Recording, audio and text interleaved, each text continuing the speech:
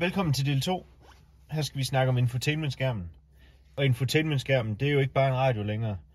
Den styrer altså også vores sædevarme, den styrer vores klima, den styrer navigationen og selvfølgelig også telefonen. Når vi starter infotainmentskærmen op og har tilsluttet en bruger, så er det simpelthen velkomstskærmen her. Hvis man skal skifte bruger, så trykker man på brugerskift, eller også så trykker man OK. Vi starter med at kigge på knapperne her. Vi har tænd- og sluk-knappen her. Skærmen den er sådan set altid tændt, så man bruger den kun til, hvis man skal nulstille skærmen. Så holder man den inde i 10 sekunder. Vi har klimapanelet i førersiden, og vi har klimapanelet i passagersiden. Og vi har volumen herinde i midten. Måden på, man indstiller dem på, det er, at man kan enten trykke,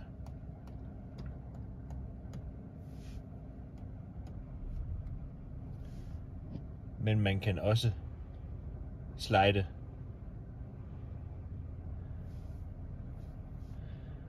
Volumenknappen sidder herinde i midten,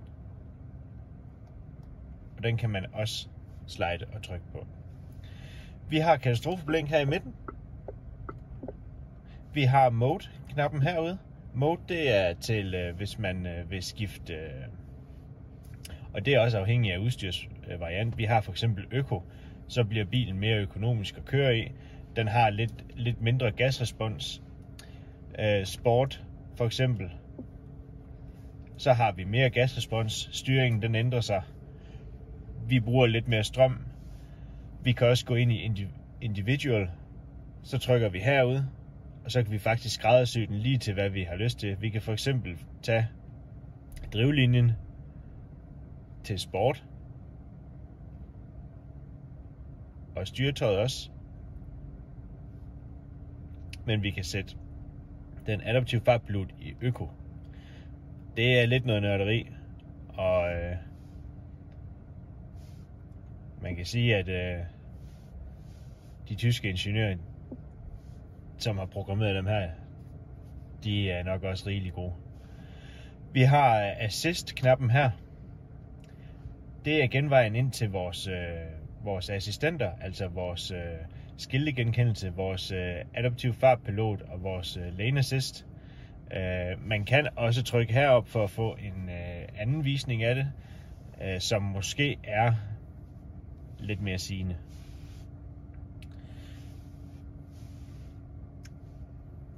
Det var knapperne hernede. Nu skal vi til selve skærmen. Vi har klimaknappen her. Men vi kan også gå direkte ind i klimamenuen ved at trykke herude. Så kan vi tænde for sædevarmen. Og vi kan også tænde for ratvarmen, hvis bilen har det.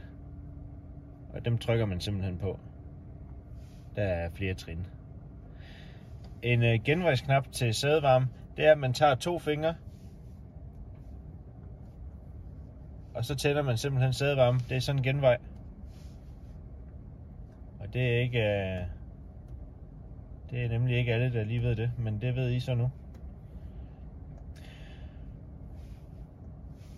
Hvis vi skal ind i vores menu, så trykker vi her, og så kommer de forskellige muligheder frem. Vi har telefonen, radio og medier, navigation og bil. Telefonen er herinde, og hvis man skal tilslutte til sin telefon, så hedder bilen, denne her bil jeg sidder i, den hedder MyVV 3849. Jeres bil kommer til at hedde noget andet. Og sådan, det er meget simpelt at tilslutte sin telefon. Det er simpelthen bare at gå ind i Bluetooth-indstillinger på sin telefon, og så finder den de enheder, den kan finde, og den skulle meget gerne finde jeres bil, og det er meget nemt. Radio og medier. Vi starter på afspillermenuen. Det er simpelthen den radiokanal, vi er inde på. Så kan vi trykke på radio. Så kommer alle de kendte radiokanaler frem. Hvis vi går op i favoritmenuen, så er der 2 favoritter her. Det er noget, man selv vælger. Du kan simpelthen trykke på afspiller igen. Hvis vi skal lave en favorit, så går vi op i favoritter, trykker på plus, og så er det simpelthen kodet ind som favorit nu. Media, det var hvis man brugte Bluetooth. Der vil jeg anbefale, at man bruger Apple CarPlay eller Android Auto i stedet for. Vi har navigationen her.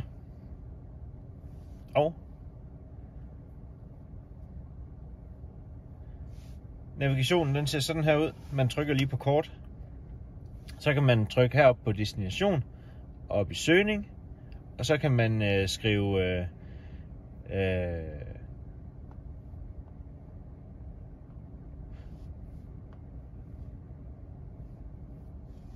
Vesterbro 70,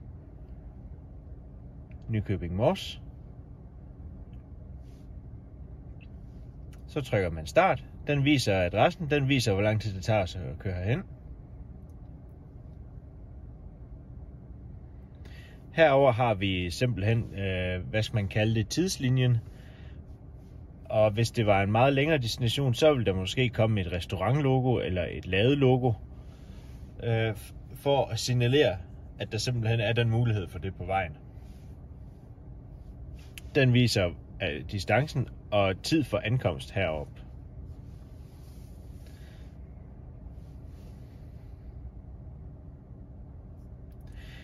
Bil. Den har lidt forskellige menuer. Vi starter ind i status. Der har vi totale kilometer kørt. Vi har flueben ved service og dæktryk, det vil sige, det er i orden. Der kan komme en meddelelse for eksempel, og det er hvis der er nogle fejl på bilen, så kommer det frem derhen. Vi har data, og det er simpelthen ens kørecomputer. Der har vi siden jeg startede bilen. Vi har over lang tid, og vi har siden bilen har ladet op. Oppe i bil, der har vi flere forskellige undermenuer. Vi har udvendige og indvendige. Og herinde kan man for eksempel gå ind i centrallås og ændre for eksempel, hvis der kun er en enkelt dør, der skal låse op, når man trykker på fjernbetjeningen. Der er også hvad skal vi finde på? Vi har lys. Vi har for eksempel en indstilling, der hedder, hvor følsom vores nærlys skal være, før det tænder. Den kan jeg godt lide at sætte på middel. Altså hvor følsom den skal være. Indvendigt. Og det er igen afhængigt af ens udstyrsniveau. For eksempel har den her head-up display og glastag. Så her der kan jeg simpelthen køre taget tilbage. Jeg kan indstille mit head-up display. Kabinelyset, hvor skarpt det skal være.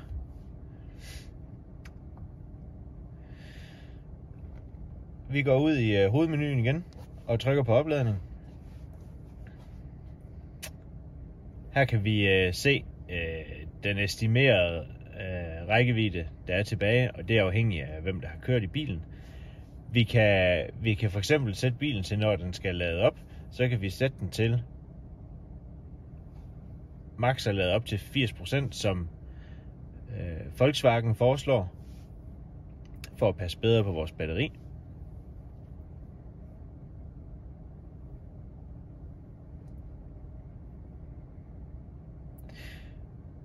Så har vi App Connect menuen, og det er vores Android Auto eller Apple CarPlay, afhængig af hvilken styresystem man bruger til sin telefon.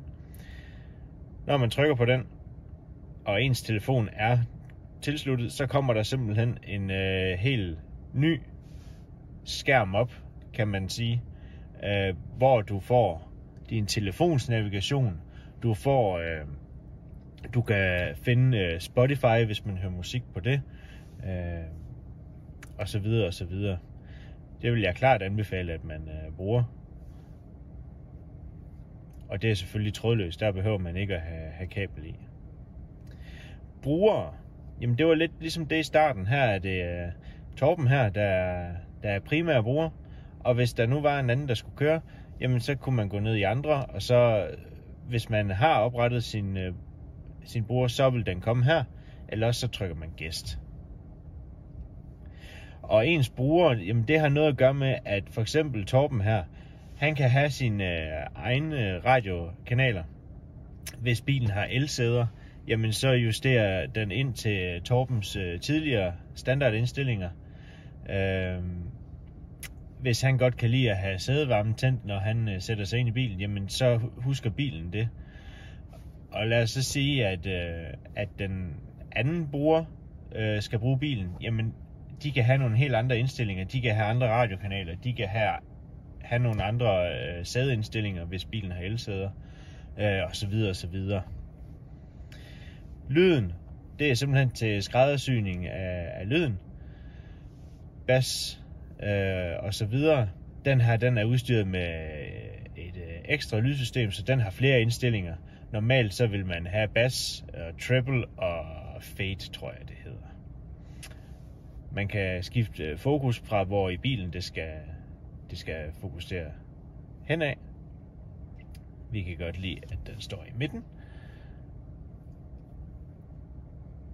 Og lydstyrken, det er for eksempel, man kan få lyden til at blive højere, jo hurtigere man kører. Det er for eksempel den der. Man kan få den til at sænke lyden, hvis man parkerer, så man bedre kan høre parkeringssensorerne. Afskedsmelodien, det er den, når I åbner døren og rejser jer fra sædet, så siger den lige en lille lyd. Den kan man slå fra her, hvis man har lyst til det. Vi går herud igen, og vi swiper lige til venstre. Her har vi så 8 nye menuer. Vi har ambientebelysning, og ambientebelysning, det er simpelthen, vi har lys, der kører hele vejen herned, og i striberne, man kan lige svagt se det der. Og det kan man nemlig skræddersy lige som man har lyst til. Vi trykker på ambiente.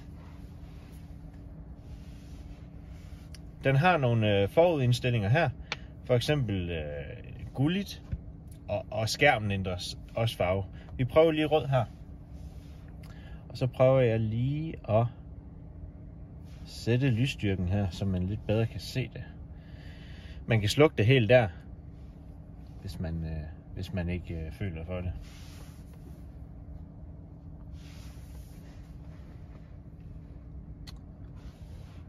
Man kan nok godt fornemme, at det er der. Og om aftenen så giver det bare en helt speciel stemning.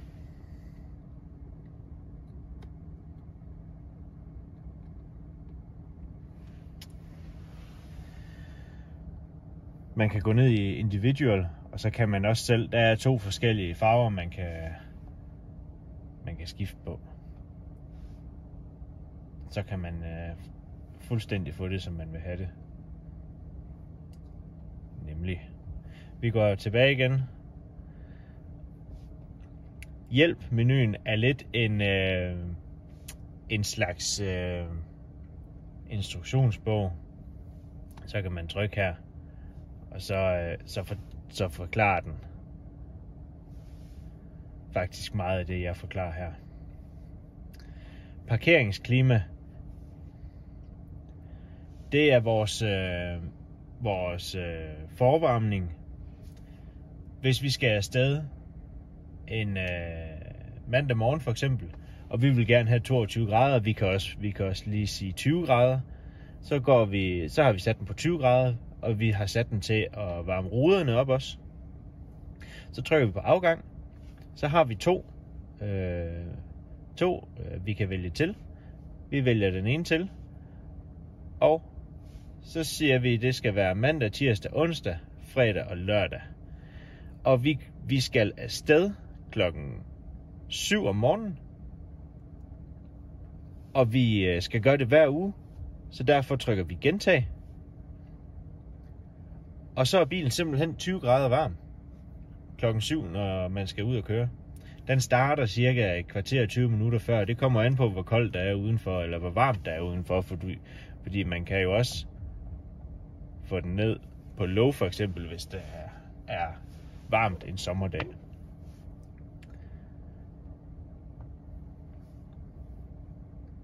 Det var parkering, klimamenuen. Så har vi setup, og det er de lidt mere almindelige indstillinger. Vi har for eksempel enheder herinde, og der kan jeg godt lide for eksempel strømforbruget. Den står standard på, hvor mange kilowattimer man bruger per 100 km.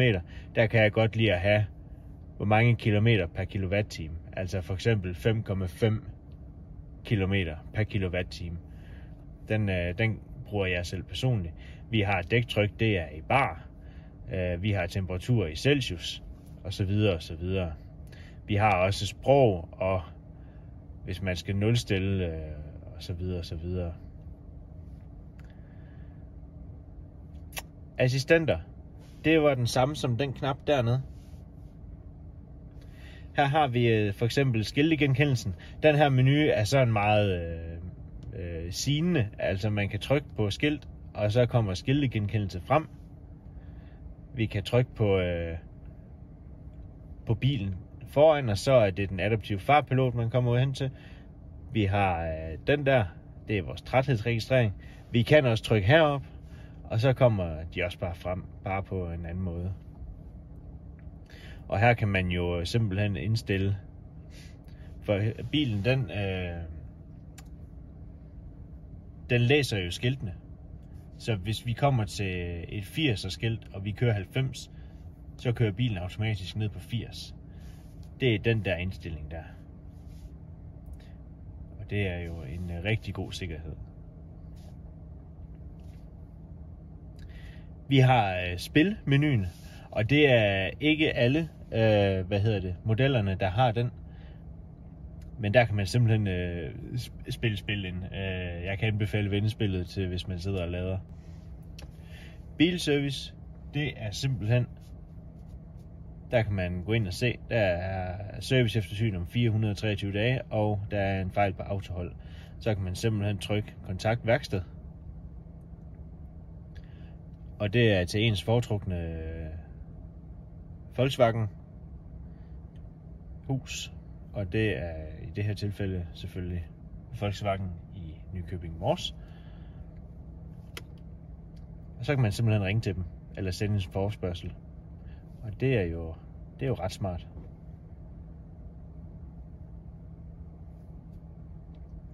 Vi har shoppen. Og der kan